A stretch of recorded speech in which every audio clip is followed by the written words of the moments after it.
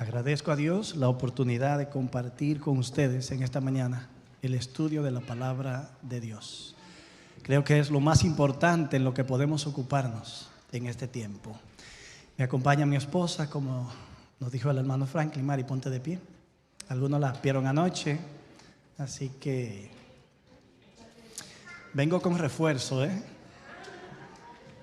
Alex, un gusto verte. Cuando te vi esta mañana le dije, Mari, mira quién está allá. Bueno, yo sé que han orado, han cantado. René, gracias, hermoso, especial. Hasta la historia de los niños fue interesante. ¿Qué le parece si tenemos otra oración para que el Señor nos dirija en el estudio de su palabra? Vamos a orar.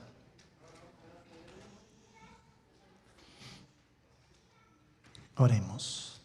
Bondadoso Dios y Padre eterno, aquí estamos delante de ti. Tal como somos, tú nos creaste con amor. Nos creaste para gloria tuya. Y en esa vida que te glorifica encontramos la plenitud de la vida. Y te ruego en este momento, Señor, que tu gloria esté con nosotros, se manifieste, se haga presente por medio de la persona de tu Espíritu Santo. Él inspiró la mente de los profetas en algún momento del pasado remoto. Y aquí estamos, esperando su iluminación para entender esa palabra inspirada. En el nombre de Jesús oramos. Amén, amén. Anoche decíamos que creo que no hay que dedicar mucho tiempo para convencer a nadie de que estamos viviendo momentos muy críticos, muy difíciles. Y decíamos que solamente basta con mirar un momento la televisión o la noticia o mirarlo en las redes sociales, que de hecho no es el mejor lugar para adquirir información. Nuestra sociedad potencia el mal y también potencia la incertidumbre hacia el futuro. Y decíamos también que todos los seres humanos como que están apostando a desmoronar todo lo que queda de pie en este oscuro mundo. Todos sentimos mínimo el estrés que genera el sencillo hecho de vivir esta vida, que de pronto a veces parece inaguantable, insoportable. Y en ese contexto que es real para nosotros, me gustaría preguntar, ¿cuál es nuestra actitud espiritual ante esa realidad? ¿Se corresponde nuestra condición espiritual, nuestra dedicación a Dios, nuestro servicio, nuestra vida espiritual con la realidad que estamos viviendo? ¿Estamos nosotros actuando en armonía con las realidades que se están mirando? El mundo cambia de una manera apresurada, acelerada, vertiginosa. En poco tiempo, nosotros, los que apenas tenemos medio siglo de vida, hemos visto eventos que han establecido un antes y un después en la historia humana. Y de pronto uno parece que era el último, pero ese le da paso a otro mayor. Y ahora estamos viviendo ahora mismo en un momento de reconfiguración del mapa geopolítico mundial. Lo que se está decidiendo es el futuro que nos aguarda en breve. Y como hablando no nos entendemos, tenemos que dirimirlo en el campo de batalla. Estamos viviendo momentos muy críticos, decíamos anoche también. Pero ese no es el punto que yo quiero destacar esta mañana. Yo quisiera explorar un relato bíblico que nos ayudará a nosotros a entender la necesidad de la preparación espiritual que nosotros debemos tener. Si admitimos y vemos y entendemos que el mundo cambia deprisa, otra pregunta oportuna sería, ¿estamos nosotros cambiando para bien a la misma velocidad? ¿O nos quedamos detrás? Y aún quedándonos detrás, ¿estamos cambiando para bien? En la vida espiritual ocurre algo interesante. Hay puntos de avance, puntos de retroceso. Y algunos han llegado a creer que hay puntos neutrales ubicados entre el punto de avance y el de retroceso. Y se sienten conformes porque, claro, aunque no están avanzando, asumen que tampoco están retrocediendo. Pero eso es un engaño.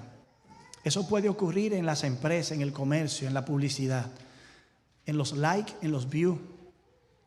Pero en la vida espiritual no funciona así.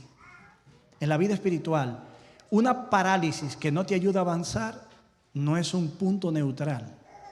Es realmente una forma de retroceder también. En la vida espiritual tú creces o decreces. Tú avanzas o retrocedes. No hay punto medio. Perder el tiempo es perderlo todo. Y la preparación espiritual que nosotros necesitamos requiere tiempo. ¿Saben por qué? No porque el poder de Dios no pueda lograrlo antes de lo que Él quisiera. Dios creó el mundo en 6 días. Obvio, 7 días. Pero en 6 días todo estaba hecho, solo faltaba el día de reposo. Y aquí Dios vio todo lo que había hecho. Era bueno en gran manera. La materia no puede resistirse al poder creador divino. Dios dice y es hecho. Dios manda y existe. Él pronuncia la palabra y el efecto es, y Él dijo y fue hecho. Y así fue. Pero cuando Dios trata con criaturas, con los seres humanos, no puede decir, se crea un nuevo corazón en Delgado y ya Delgado tiene un nuevo corazón. Con nosotros Dios agota un itinerario más dilatado, porque tiene que ver mucho con nuestra voluntad, con la capacidad que Él nos ha dado de elegir, aceptarlo o rechazarlo, consentirlo o resistirlo. Y nos hemos tornado unos especialistas en resistirlo, en postergar, en extender el tiempo. Muchas cosas que debieron ocurrir, incluso nuestra estadía en el cielo ya debiera ser un hecho. No ha ocurrido porque cosas lo han impedido. Eso demuestra el respeto exquisito que Dios tiene por la libertad que concedió a sus criaturas. Nosotros pudiéramos estar viviendo un mejor lugar. Y no me refiero a otro país. Me refiero en la patria celestial. Ya nuestros pies debieron asentarse allí. Hay una parábola en Mateo capítulo 25 que se conoce como el relato de las 10 vírgenes o de las 5 vírgenes prudentes y las 5 vírgenes imprudentes o insensatas. Yo quiero que leamos estos versos desde el 1 hasta el 13. Luego vamos a concentrarnos en algunas partes y vamos a tratar de aplicarlas. Luego también vamos a tratar de entender el contexto en el que esta parábola ocurre. Y luego finalmente ver cómo esto tiene algo que ver con nosotros aquí y ahora. Cómo puede pasar esos 13 versículos de la página de la Biblia a la mente y el corazón. Entonces el reino de los cielos será semejante a 10 vírgenes que, tomando sus lámparas, salieron a recibir al novio. 5 de ellas eran prudentes y 5 insensatas. Las insensatas tomaron sus lámparas. No tomaron consigo aceite, pero las prudentes tomaron aceite con sus vasijas juntamente con sus lámparas. Como el novio tardaba, cabecearon todas y se durmieron. Y a la medianoche se oyó el clamor: aquí viene el novio, salid a recibirlo. Verso 7. Entonces todas aquellas vírgenes o doncellas se levantaron y arreglaron sus lámparas. Y las insensatas dijeron a las prudentes: dadnos de vuestro aceite, porque vuestras lámparas se apagan. Pero las prudentes respondieron diciendo: para que no nos falte a nosotras también y a vosotras, id más bien a los que la venden y comprad para vosotras mismas. Verso 10. Pero mientras ellas iban a comprar, llegó el novio, y las que estaban preparadas entraron con él a la boda, y se cerró la puerta. Después llegaron también las otras vírgenes diciendo: Señor, Señor, ábrenos. Pero él respondió y dijo: de cierto os digo que no os conozco. Y el verso 13 termina diciendo, el verso 13 es como en una corta frase, dice qué es lo que Jesús está queriendo decir con este relato. Velad pues, porque no sabéis el día ni la hora. Y nuestras versiones terminan diciendo en que el Hijo del Hombre ha de venir. Muchos manuscritos del Nuevo Testamento no contienen la frase en que el Hijo del Hombre ha de venir. Terminan allí. Velad pues, porque no sabéis el día ni la hora. Pero se suple la parte restante porque es obvio que el que ha de venir en algún momento es el novio tan largamente esperado, que en este caso es la segunda venida de Cristo. Vamos a tratar de entender este relato y ver cuáles son las implicaciones espirituales para nosotros y cómo este relato puede invitarnos a nosotros a tener un reavivamiento espiritual, a movernos en consecuencia. El contexto, cómo surge esta narración, qué ha estado ocurriendo, qué ha movido al Señor Jesús a decir esto. Miren, en el capítulo 23 de Mateo, Jesús ha tronado contra la hipocresía de los líderes religiosos, que en lugar de construir la vida espiritual de los judíos, la habían destruido. Ellos, en lugar de convertirse en una puerta de entrada a las bendiciones del reino de Dios, se habían convertido como en una muralla que lo estaba impidiendo. Jesús tronó y los llamó hipócritas y le hizo una advertencia solemne. Y créanme, una advertencia que los asustó. En el verso 38 y 39 del capítulo 23, Jesús le dijo: vuestra casa os la dejo desierta, pues le digo que desde ahora no me volverán a ver hasta que digan: bendito el que viene en el nombre del Señor. Aunque rechazaban a Jesús, en el fondo ellos tenían la sensación de que estaban ante un profeta. El problema es que el comportamiento de este profeta no encaja en lo que ellos entienden que ha de ser el Mesías, por un problema de mala interpretación. Recuerdan que anoche yo dije, para los que estuvieron aquí, que nuestra interpretación de la profecía siempre nos mueve a algún lugar. Si es una interpretación correcta, nos mueve hacia adelante. Si es una interpretación errónea, nos mueve hacia atrás, nos descarrila del camino. Esta gente, hay algo que no entiende. No sabe cómo lidiar con la verdad de Dios hecha a una persona. ¿Creen ustedes que nosotros los adventistas estamos exentos de lidiar con situaciones como esa? ¿Creen ustedes que nosotros siempre interpretamos a Dios? Cuando leemos el espíritu de profecía, siempre interpretamos a la sierva. Cuando leemos la Biblia, siempre interpretamos lo que la Biblia dice. Cuando llega una crisis a la iglesia, ¿creen ustedes que siempre actuamos de la mejor manera?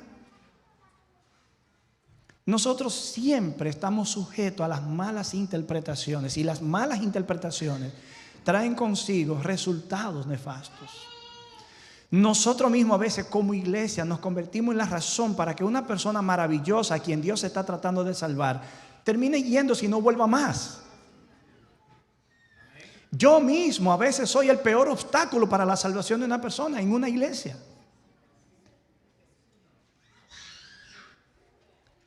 Porque muchos de nosotros no está avanzando, no está entendiendo, no está actuando en consecuencia.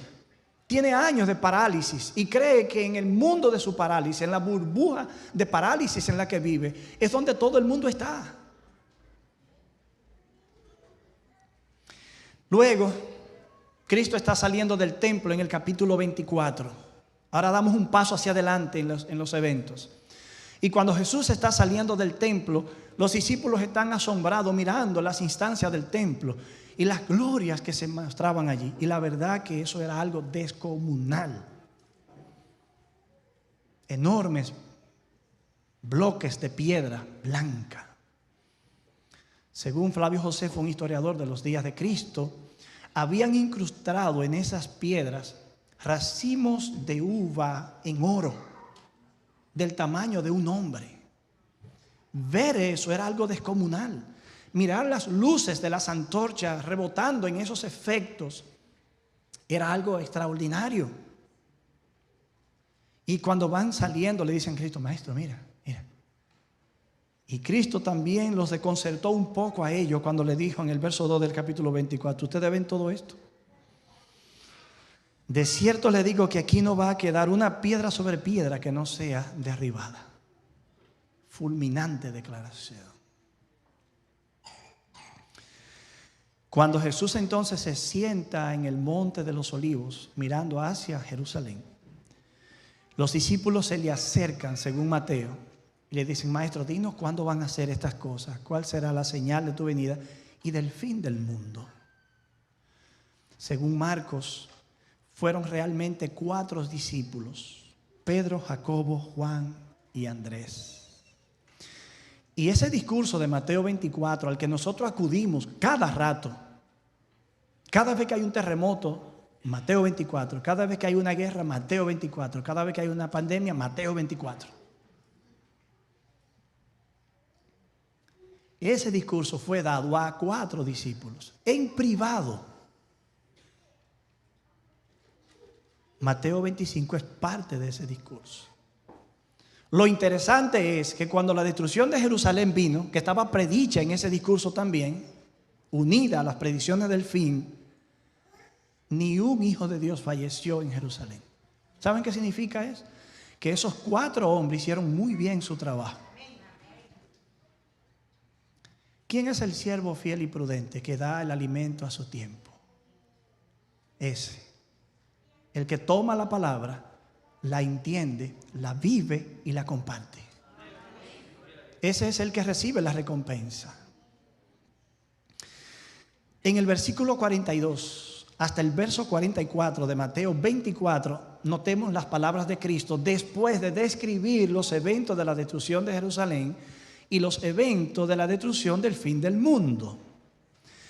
Velad pues. ¿Dónde ustedes escucharon eso? En el verso 13 de la parábola, ¿verdad? Ok, luego la vamos a leer otra vez. Velad pues, porque no sabéis a qué hora ha de venir vuestro Señor. Sepan pues esto, que si el padre de familia supiera a qué hora el ladrón habría de venir. Verso 44. Por tanto, también ustedes estén preparados, porque el Hijo del Hombre vendrá a la hora que no pensáis. Los que se dejan seducir por cálculos proféticos que establecen una fecha para la segunda venida de Cristo, lo único que yo le puedo decir es mis condolencias, mi más sentido pésame, porque morirá el cálculo, y si usted no cambia, se morirá usted junto con el cálculo. Seguir insistiendo en poner fecha, yo ya creo que es un asunto de necedad espiritual, de rebelión contra Dios, su palabra y la revelación bíblica. Velad pues, porque tú no sabes. Y el verso 44, está preparado, porque el Hijo del Hombre vendrá cuando tú menos lo esperas. Miren, a mí mucha gente me pregunta: ¿tú crees que Jesús viene pronto? Yo digo: sí, yo creo que viene pronto, eso es lo que la Biblia dice. Ahora, cuando entramos a esta partecita de esta pregunta, ¿qué tan pronto tú crees que Él viene? No, yo ahí no te puedo dar mi opinión. Porque a nosotros se nos ha dicho que no se nos ocurra decir puede tardar tantos años como decir puede venir dentro de tantos años. Lo que se nos ha autorizado decir es que Él viene pronto. Y eso es suficiente. Aquí el asunto no es cuándo Él viene, es si cuando Él venga yo estoy o no preparado. Miren cómo Satanás nos engaña. Cuando nos fijamos en una fecha o en el momento de su venida, tendemos entonces a descuidar la preparación espiritual. Y en el relato lo más importante no es el momento cuando Él viene, sino la preparación, para que cuando el evento ocurra haya algo que rescatar, la venida haya valido la pena. ¿Me están siguiendo? Imaginémonos que Jesús puede tardar 20 años más de lo que yo creo, anhelo y quiero, pero yo estoy preparado cuando eso ocurra. No importó que se retrasara muchos más años de lo que yo anhelé y quise. Pero imagínense que viene antes de lo que yo estoy pensando y eso me sorprende. Bien, pues tampoco hay un problema si yo estoy preparado. Ahora, si creyendo una cosa en términos de tiempo lejano me descuido, pierdo. Si vivo descuidado sabiendo que viene pronto, pierdo. La única manera de ganar no es saber el día y la hora, es estar preparado cuando eso ocurra. De manera que la parábola de Mateo 25 lo que hace es que ilustra estas declaraciones de los versos 42 al 44. Y para que no quepa la menor duda, Cristo, que es un maestro, termina el relato con la misma declaración que inició el verso 42. Verso 42, velad pues, porque no sabéis a qué hora ha de venir vuestro Señor. Verso 13 del capítulo 25, velad pues, porque no sabéis ni el día ni la hora en la que el Hijo del Hombre ha de venir.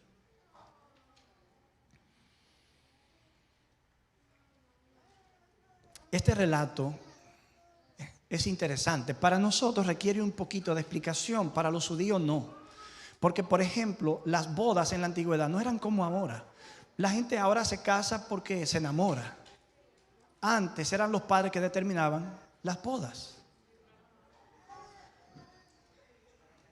Tú sabes, yo descubro algo en eso. Aparentemente el amor nace entre dos personas que se casan aunque no estuvieran enamorados. Porque si no, la desdicha más grande fue la de toda la gente que se casó en el mundo antiguo. Y duraban más. Miren qué interesante. Parece que los padres saben mejor que los hijos cuál es la novia que le conviene o el novio que le conviene a los. Pero la sociedad actual y nuestra cultura no nos permite elegir eso. No. Pero aquí la boda era más o menos así. Cuando ya estaba el compromiso, era desde temprana edad hasta avanzado el tiempo. Y eso era como una boda. Cualquier acto de infidelidad era considerado como un quebranto a ese compromiso. Cuando llegaba el momento de la ceremonia misma, el novio marchaba de la casa de su padre, donde generalmente iba la novia con él a vivir. Y se supone que las amigas de la novia estaban allí para acompañarla, para honrarla en su momento más especial. Mientras el novio venía en procesión hacia ella, se supone que una vez llegaba, entonces ellas marchaban con ella hasta la casa del novio y allí celebraban todo. Noten que la puerta no se pudo abrir porque obviamente el descuido de estas muchachas muestra que fue un acto de deshonra, que deshonró a la doncella que debió ser honrada con la presencia de sus amigas allí. Yo no quiero construir ninguna idea sobre los detalles de la parábola. La parábola en sentido general solo significa una cosa: estén preparados. Diferente a estas muchachas que no estuvieron preparadas, o igual que las que sí estuvieron preparadas, para cuando el novio llegue puedan ir con él a celebrar. Ese es el punto de la parábola. No podemos nada más.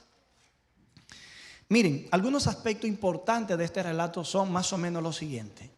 10 vírgenes que tomando sus lámparas salieron a recibir el novio. Noten ustedes que estamos hablando aquí de creyentes. Aquí no está hablando de incrédulos y creyentes. Está hablando de creyentes. Creyentes. La parábola revela una realidad que ocurre ahora al pueblo de Dios. No entre el mundo y el pueblo de Dios, sino dejando fuera el mundo, solo en el pueblo de Dios, precisamente antes del retorno de Cristo. Luego la divide en dos grupos, 5 de ellas prudentes, 5 imprudentes. Entonces, la parábola muestra que habrán dos clases de personas, dos clases de creyentes antes del retorno de Cristo a la tierra. No estamos hablando de santos o impíos, de ovejas y cabritos, de justos y pecadores. Estamos hablando de creyentes que se preparan para la venida, y creyentes que descuidan la preparación para la venida de Cristo. Luego dice el proceder de cada una, lo que va a demostrar en qué consiste la sensatez o la insensatez. Las insensatas tomaron sus lámparas, pero no tomaron aceite con ellas. No pudieron estas muchachas deducir que aunque el novio venía a una hora acordada, no podían ellas deducir, intuir que podía producirse un retraso. Y ante esa posibilidad de un retraso, ellas deducir, bueno, pero si se produce un retraso, quizás el aceite que tomé en la lámpara no va a ser suficiente. Entonces, déjame tomar algo extra por si se produce. Si llega a tiempo, amén. Y si no llega a tiempo, también estamos bien. La prudencia. Yo recuerdo una joven que visitaba nuestra casa allá en Dominicana cuando estábamos recién convertidos a la fe. Ella iba mucho al hogar de uno de los ancianos que me doctrinó a mí, a nosotros. Pero ella vivía en una localidad apartada, peligroso el camino para llegar donde ella vivía. Y yo recuerdo que el anciano, que era como nuestro padre espiritual, obvio, porque nos doctrinó, pero también fungía como padre casi, porque ni ella tenía padre y yo no tenía el mío tampoco. Y yo recuerdo que él siempre le decía, manita, no espere tan tarde para irte a tu casa.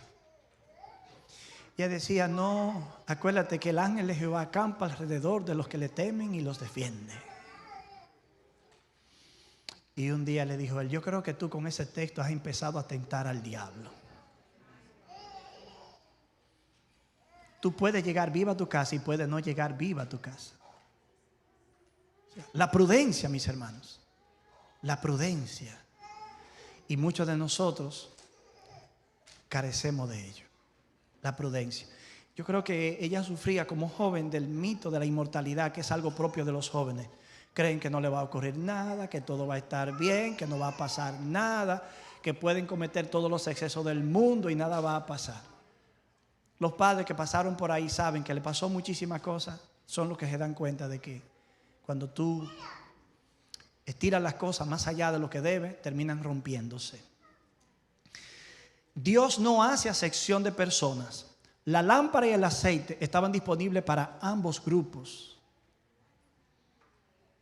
Los mismos privilegios espirituales están disponibles para todos los creyentes en la iglesia, pero unos toman de lo provisto y otros se descuidan, postergan la entrega, postergan el cambio, postergan la consagración.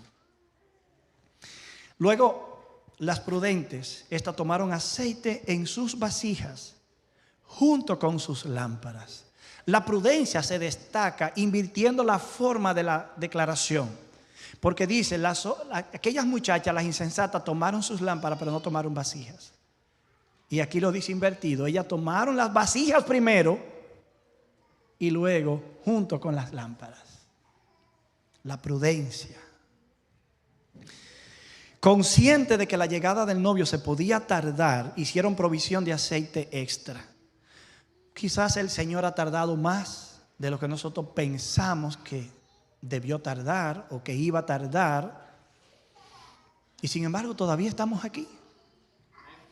Pero si tenemos una provisión extra, si seguimos estudiando las Escrituras, si seguimos pidiendo el Espíritu Santo, si seguimos orando, si mantenemos nuestra vida devocional, cuando el Señor venga, estaremos bien.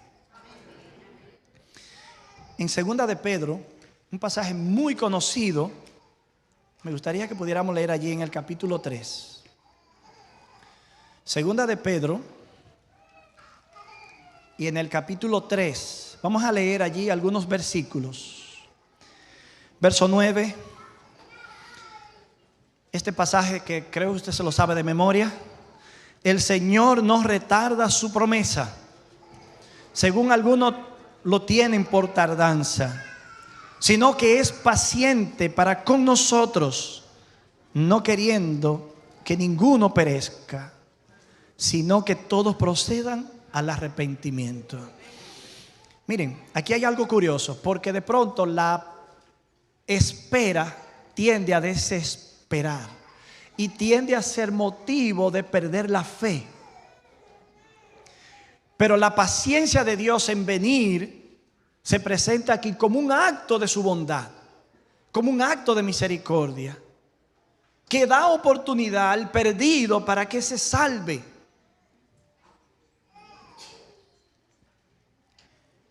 El verso 11 dice lo siguiente: puesto que todas estas cosas han de ser deshechas, ¿cómo no debéis vivir vosotros y andar en santa y piadosa manera de vivir? Verso 12: esperando y apresurando la venida del día de Dios, en el cual los cielos, encendiéndose, serán deshechos y los elementos serán quemados y se fundirán. Verso 14: por eso, oh amados, estando en espera de estas cosas, procura con diligencia ser encontrado por Él sin mancha e irreprensibles y en paz. ¿Ven? La paciencia de Dios tiene un propósito, y mientras Él espera, no se cruza de brazos, nos llama, nos busca, nos invita, nos mueve, nos mueve. Volvamos a Mateo 25. Como el novio tardaba, cabecearon todas y se durmieron. Esta es una triste realidad. Miren por qué. Nosotros vivimos en un momento de terrible apatía espiritual en el pueblo de Dios. Un momento de terrible apatía espiritual en el pueblo de Dios. Todo parece estar paralizado, desde arriba hasta abajo. Desde la administración más alta hasta el miembro de iglesia más sencillo. Todo parece estar paralizado. En el relato, yo no sé si esto tiene algún significado, pero yo como que quisiera, me siento tentado a creerlo. Todas cabecearon y se durmieron. No es que el que es imprudente en la iglesia está durmiendo. Es que parece ser que hasta el que es prudente se ve durmiendo.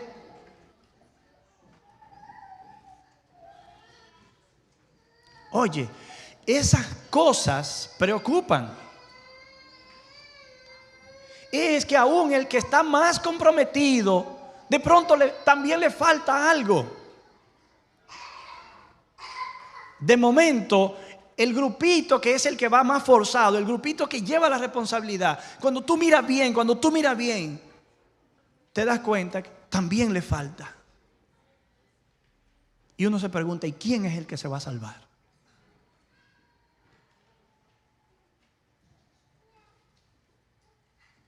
Mis hermanos, miren, las cosas que uno tiene que ver preocupan.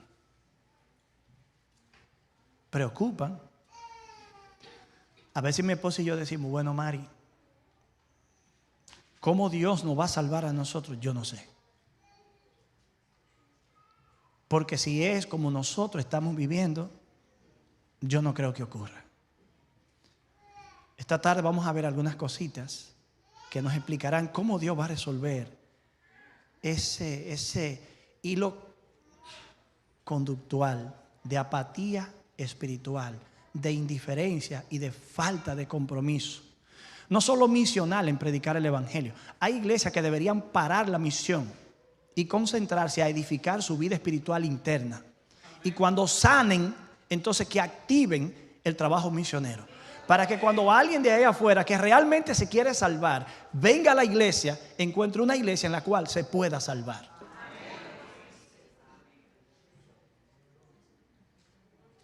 Este no es un mensaje fácil. No tiene que serlo. Solo tiene que ser verdad. Tenemos que despertar. El clamor, aquí viene el novio, salgan a recibirlo. ¿No es ese el anhelado día? Finalmente llega. Pero ¿qué ocurre? Un grupo está preparado y otro grupo no lo está. Unos dicen, oh Señor, te hemos esperado, tú nos salvarás, nos vamos contigo. Y otros dicen, a las piedras y a las peñas, caigan sobre nosotros y escóndanos del rostro de Él. ¿Cómo es posible que mientras los impíos son los que deben decir eso, hay un grupo del pueblo de Dios que tendrá que unirse a ese coro? Pero esa es la realidad de lo que va a ocurrir. William Butler, comentando la necesidad de tener un carácter. Este es un señor, un teólogo que falleció hace mucho, interpretó todo el Nuevo Testamento, pero yo lo leo continuamente, porque para mí sus percepciones del texto siempre dan luz. Él dijo esta declaración: no se puede recibir prestada una relación con Dios. Oigan lo que dijo. No se puede recibir prestada una relación con Dios. Cada cual debe poseerla por sí mismo. Yo no te puedo dar eso, ni siendo el pastor de oro en la tierra. No te lo puedo dar. Eso es algo que tú tienes que tener y cultivar. No se puede pedir prestado un carácter. Se tiene que llevar puesto. Yo no te puedo transferir mi relación con Dios, mi comunión con Dios. Mi carácter no te lo puedo transferir. Eso es algo que tú tienes que lograrlo por ti mismo. La palabra tiene que moverte a conseguirlo. Yo lo que puedo es dar un sonido cierto a la trompeta. Lo demás queda en tus manos y el Señor. Palabras de vida del gran maestro, en la página 339 dice: el carácter es intransferible. ¿Captan el punto? O sea, una verdad aquí es una verdad, ya siempre será verdad. El carácter no se puede transferir. Dios podría ser así y ponerte su carácter. No, Él lo que hace es que te invita a vivir diariamente con Él toda una vida en la que Él te va santificando, para que el carácter vaya apareciendo en ti gradualmente.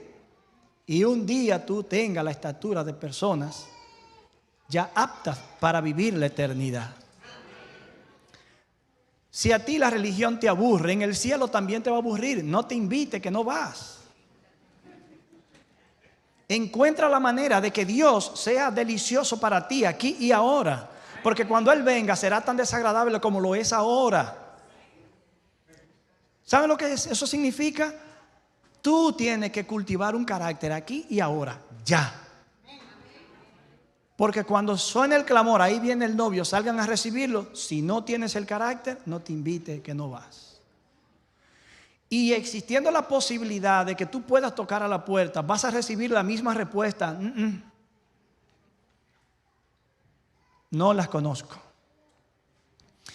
Vuestras lámparas se apagan. Esta es una declaración terrible. Porque ellas, insensatas como eran, no eran tontas como para no darse cuenta lo que significaba que las lámparas se apagaran. Miren, el impío en el mundo y el impío dentro de la iglesia son de las personas más inteligentes que hay en el mundo. Son impíos, pero no son tontos. Que la lámpara se esté apagando es un problema serio. En 1 Samuel capítulo 3 versos del 1 al 4 dice que en aquellos días escaseaba la palabra de Dios. Y que, miren, el relato es interesante. Yo solo lo voy a comentar porque por el tiempo.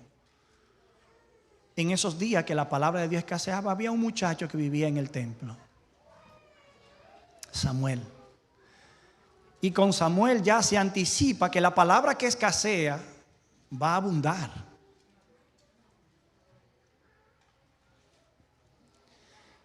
Y dice que antes de que la lámpara se apagara, no literalmente se apagara, significa, la gramática del texto denota la idea como de que fuera decayendo por necesidad de mantenimiento, que era lo que Samuel hacía allí. Antes de que eso ocurriera, mientras la lámpara estaba ardiendo, Jehová Dios llamó a Samuel. Y es una relación interesante. Porque ¿por qué Dios no lo puede llamar después que la lámpara se apague o después que la lámpara decaiga? Porque esa lámpara fue puesta ahí para representar algo. La luz de Dios. Y la palabra de Dios es luz. Y la palabra comunicada es la luz de Dios resplandeciendo sobre un mundo en tiniebla. Para ti puede que no haya nada más que otra luz que su palabra resplandeciendo en ti. Y tú has de ser luz cuando esa palabra se interioriza en ti y se viva en ti y la gente vea en ti a alguien distinto. ¿Se está apagando la lámpara de tu vida espiritual? ¿O hace mucho que ya declinó? A una de las iglesias Cristo le dijo: mira, actúa en consecuencia, porque si no vengo y quito el candelabro de su lugar. O sea, hermanos, no crean ustedes que Dios se maneja con nosotros de manera incondicional, unidireccional. Hay cosas que Él hace sin contar con nosotros, pero hay otras que Él no la hará sin nosotros. Y no es porque no la pueda hacer sin nosotros, sino porque Él ha determinado que así sea. Y si no es con nosotros, será con otra gente. Y si nosotros postergamos el tiempo, Dios va a tener que traer a todos los hijos que tienen todas las demás denominaciones a la luz. A la luz. Yo que he estudiado en centros académicos no adventistas, le puedo decir el nivel de compromiso y la batalla espiritual que llevan ministros de otras denominaciones con los mismos problemas que nosotros estamos luchando. A veces nosotros vivimos una burbuja creyendo que nada más existimos nosotros, que nada más pasamos una palabra a alguien nosotros. Sí, yo creo que tenemos un mensaje, que en un momento somos nosotros que lo tendremos. Pero ahora Dios está obrando por innumerables medios. Si Dios estuviera esperándonos a nosotros, esto se hubiese ido a la bancarrota hace tiempo. Si Dios está esperando que tú hagas algo por esta comunidad, la obra de Dios colapsa.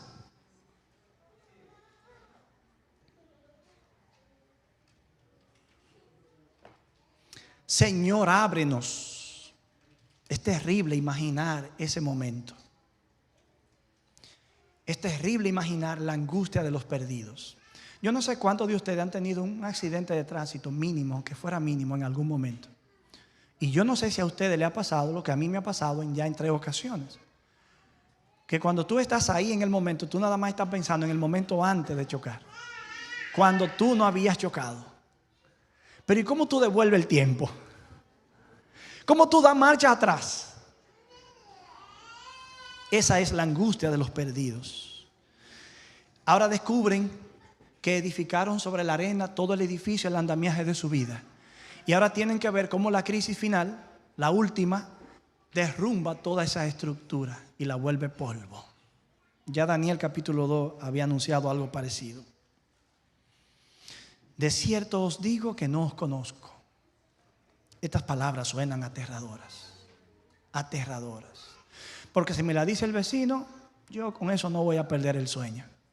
Pero si me la dice Dios, tengo razones para perder el sueño. Vela pues, porque tú no sabes el día ni la hora en la que el Hijo del Hombre ha de venir. Si nuestra vida no se corresponde con nuestra profesión de fe, entonces debemos tomarnos muy en serio estas palabras. Y aquí yo quiero terminar leyendo un par de pensamientos del libro Palabras de Vida del Gran Maestro. La página 336 leemos: las 2 clases de personas que esperaban representan 2 clases que profesan estar esperando a su Señor. Se les llama vírgenes porque profesan una fe pura. La lámpara es la palabra, el aceite es el Espíritu Santo. La clase, oigan esto, la clase representada por las vírgenes fatuas no está formada por hipócritas. Es decir, no son gente que asume de manera irresponsable la fe necesariamente, de manera falsa. No. Sus componentes, es decir, quienes la conforman, manifiestan respeto por la verdad, la defienden, son atraídos hacia aquellos que la creen, forman grupo con ellos, pero no se rinden a sí mismos a la obra del Espíritu Santo. no han caído sobre la roca, que es Cristo Jesús, y no han permitido que su vieja naturaleza sea quebrantada. Da pena que uno tenga que escuchar a un hermano que tiene más de 20 años en la iglesia diciendo: es que yo soy así. Bien, pues ese precisamente es el problema, que tú eres así. Ese es precisamente el problema, que yo tengo tantos años en el ministerio y todavía soy el mismo pastor. Ese es el problema. Si 20 años después yo fuera más santo, no hubiera ningún problema. Si yo fuera un mejor pastor, no hubiera ningún problema. Si la iglesia estuviera más cerca de Dios, ¿hubiera algún problema? El problema es ese, que somos así. Y luego, como yo dije en una ocasión, hemos creado un culto a la mediocridad. Luego no lo creímos y ahora lo estamos celebrando. ¿Ustedes oyeron esa frase? Si quieren la pueden postear, pero tienen que darme el crédito. Hemos creado un culto a la mediocridad. Luego no lo creímos y ahora lo estamos celebrando. Y eso se aplica a todas las áreas de la vida de la iglesia. En la página 339, ustedes van a escuchar esto. Y yo no sé ustedes, pero cuando yo leo esto, me parece que fue ayer que se escribió por alguien que estaba mirando lo que ahora está ocurriendo. Por lo menos esa es la impresión que yo me llevo. Yo voy a ver cuál ustedes se llevan. En la crisis es cuando se revela el carácter. Ambas clases fueron tomadas desprevenidas, pero una estaba preparada para la emergencia y la otra fue encontrada sin preparación. Así también hoy. Una calamidad repentina e inesperada. Algo que pone al alma cara a cara con la muerte. Demostrará si uno tiene verdadera fe en las promesas de Dios. Mostrará si el alma es sostenida por la gracia. La gran prueba final viene a la terminación del tiempo de gracia, cuando ya será demasiado tarde para que la necesidad de nuestra alma sea suplida. ¿Saben lo que significa esto? Es ahora o mañana será demasiado tarde. Es ahora o será nunca. Será nunca. En conclusión, la parábola de las 10 vírgenes es nuestra historia como hijos de Dios, como iglesia de Dios. ¿Cuál de los dos grupos de jóvenes o doncellas nos representa mejor? ¿Las insensatas o las sensatas? Pidamos a Dios en esta ocasión que nosotros seamos encontrados entre los prudentes. Y que si hasta ahora hemos estado siendo imprudentes, el Señor nos dé la oportunidad de cambiar de grupo. ¿Te gustaría a ti pedir eso esta mañana en oración? Tú lo confirmas poniéndote de pies. Luego quiero invitarte en un momento de silencio a tener una oración a Dios. En esa oración olvídate de la renta. En esa oración olvídate del problema de tus hijos, de tu esposo o esposa. En esa oración habla con Dios. Abre tu corazón a Dios. Dile lo que Dios ponga en ti. Y si tú crees que debes pedirle que te perdone, hazlo. Hazlo. Yo voy a hacer lo mismo aquí, luego terminaré con una oración verbal. Oremos.